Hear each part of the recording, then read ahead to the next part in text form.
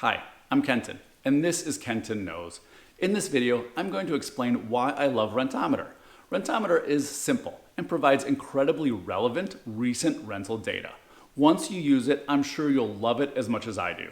If you like this video, please hit the like button, consider subscribing to my channel, clicking the bell, and joining the Kenton Knows Facebook group.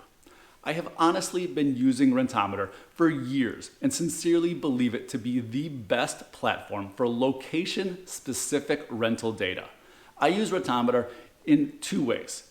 First, I use Rentometer to determine the current market rent every time I'm looking to renew or list one of my existing apartments. This gives me solid data to make an informed decision on how much to raise the rent for renewals, or if the tenant is moving out, I use it to help me set the rental rate for the listing of the apartment. The other way I use Rentometer is to help me determine rental rates when buying a new property. Even though I really know my market well and think I have a pretty good idea on rents, I realize that crossing a particular street can dramatically change your expected rent, and the street can change over time. So, when I'm buying a multifamily property, I really need to know what rental rates I can expect from each particular property today. Even though I will price in a factor of safety, a small change in my expected rent per unit can dramatically affect the value of the property and thus my expected return. So the rental rate is crucial, and Rentometer gives me enough data to confidently determine which properties make the short list of properties worth my time and energy to pursue. The website is simple and straightforward. You simply enter in the address, a guess at the rent, and the number of bedrooms and bathrooms.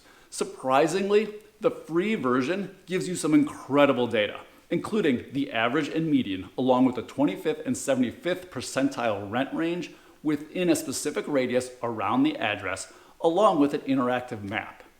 You can look up to 5 locations for each month. If you need to look up a lot of addresses, you'll need to upgrade to the paid version, which will give you unlimited searches along with much more detailed reports.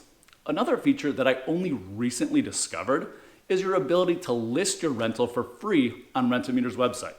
I honestly haven't done this yet, but I'm always excited about getting free exposure for all my rental listings, so I will definitely be adding Rentometer to my listing websites this summer rental season.